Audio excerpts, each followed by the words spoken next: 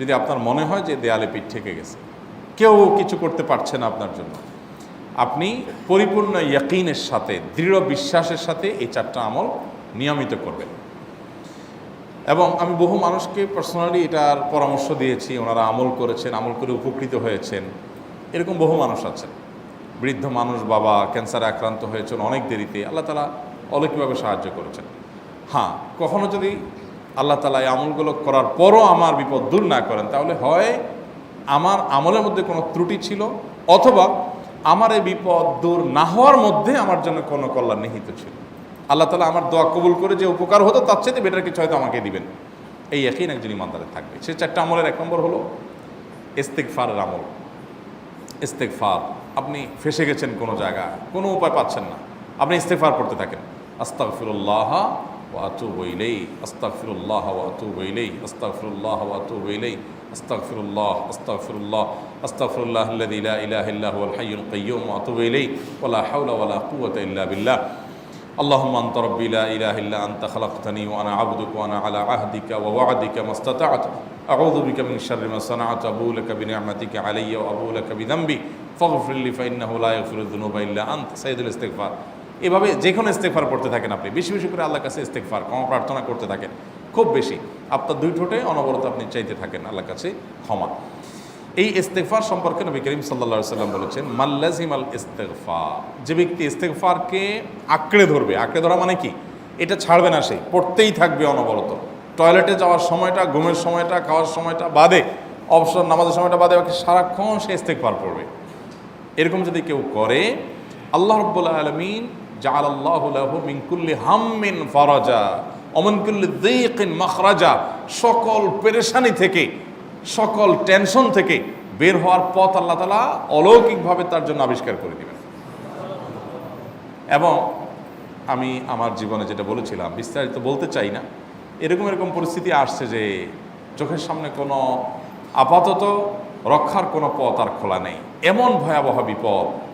ইস্তেগফার করতে করতে এমনভাবে আল্লাহ তাআলা সাহায্য করেছেন যে এটা কল্পনা করলেও মনে হয় যে স্বপ্নের মতো। কিভাবে এখন এই লোক এই জায়গায় আসলো আমার সাহায্যের জন্য, এই লোক তো এটা আমি এই জায়গায় আসার কথা না, টিকুনি এসে হাজির হয়ে গেলেন এবং উপকারটা, আমার সমাধানটা হয়ে গেল সমস্যা।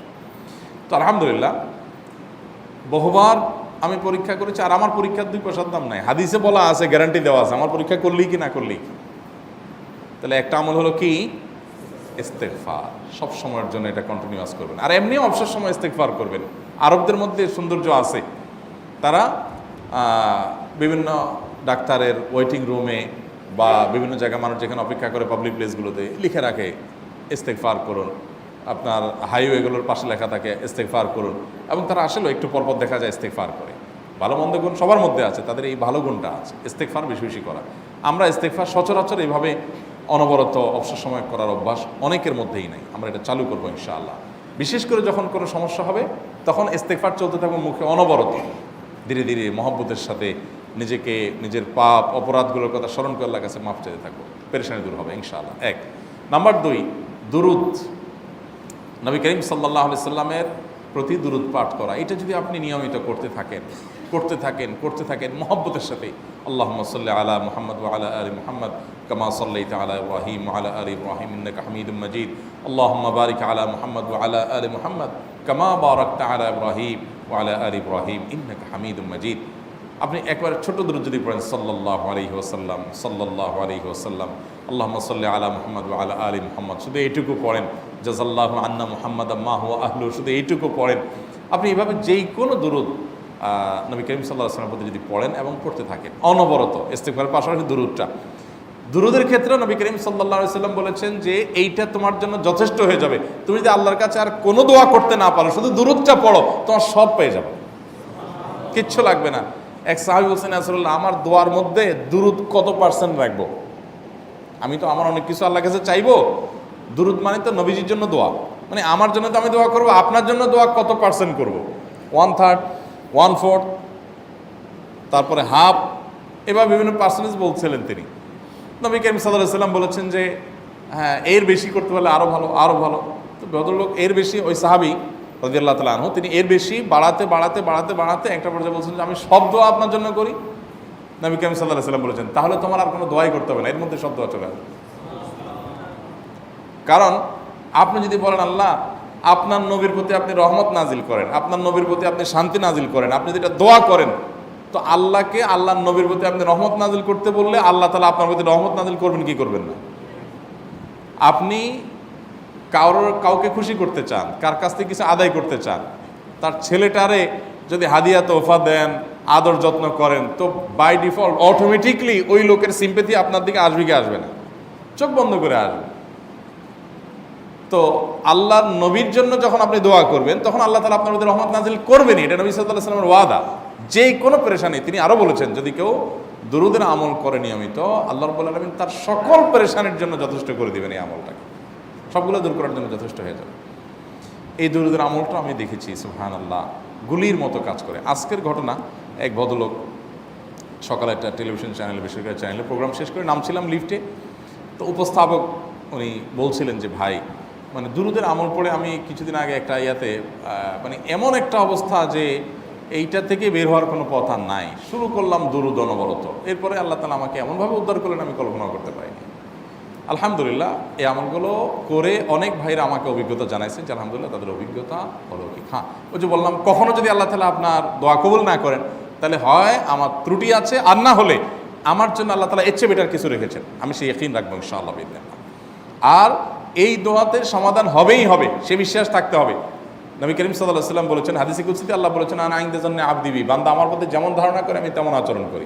আপনি যদি চিন্তা করেন করে দেখি হয় কি না, দেখি ট্রাই করি, তাহলে ওই আল্লাহ তাআলা বলবেন ঠিক আছে দেখতে থাক।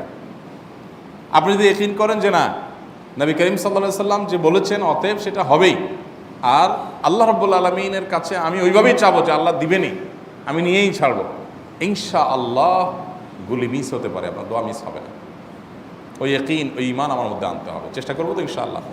তাহলে দুইটা আমল হলো, ইস্তেগফার আর দুরূদ।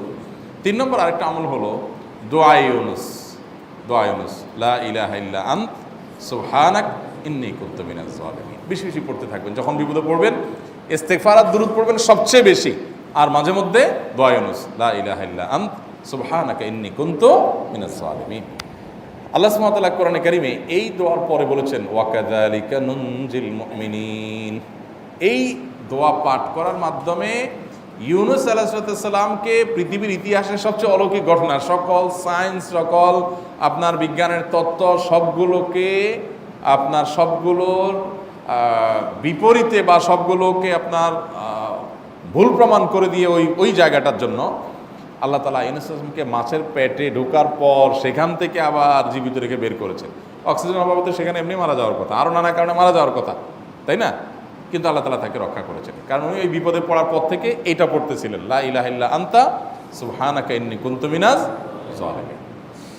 তো আল্লাহ তাআলা কোরআনে বলেছেন এটা ইউনুস, তার নবী ইউনুস আলাইহিস সালামকে আল্লাহ তাআলা এর মাধ্যমে রক্ষা করেছেন, সেটা তার জন্য খাস না, এটা তার জন্য স্পেশাল না, বরং আল্লাহ বলেছেন ওয়াকাযালিকা নুনজিল মুমিনিন, এটা দিয়ে আমি তাকে রক্ষা করেছি, একইভাবে ঈমানদারদেরকেও এইটার মাধ্যমে রক্ষা করব। এটা বড় অস্ত্র পেয়ে গেলাম। দোয়া ইউনুস বেশি বেশি পড়বো ইনশাআল্লাহ, লা ইলাহা ইল্লা আনতা সুবহানাকা ইন্নী।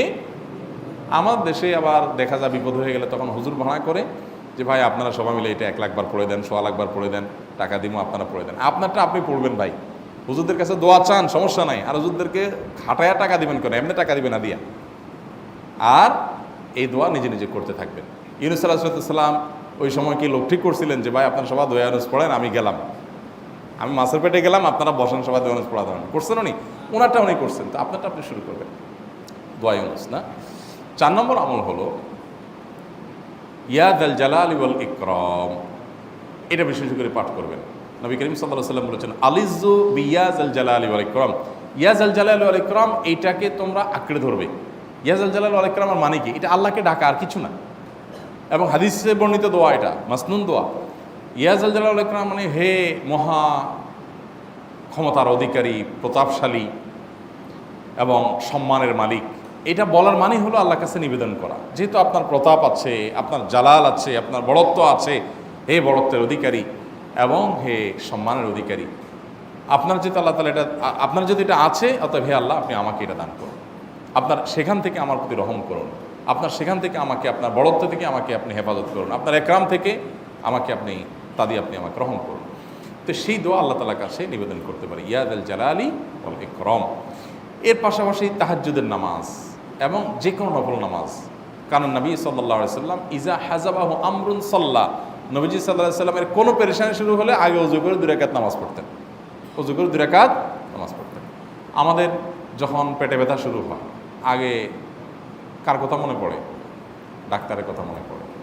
যখন গায়ে জ্বর আসে সবার আগে মনে পড়ে কিসের কথা? নাপা, নাপা, ঠিক না? জ্বর আসছে গায়ে, সবার আগে আমরা কি চিন্তা করি? নাপা। নাপা আপনি চিন্তা করেন, খান, নিষেধ না তো, ওষুধ গ্রহণ করা সুন্নত। নবী সাল্লাল্লাহু আলাইহি সাল্লাম নির্দেশ করেছেন ওষুধ সেবন করতে, আপনি করেন, ভালো কথা।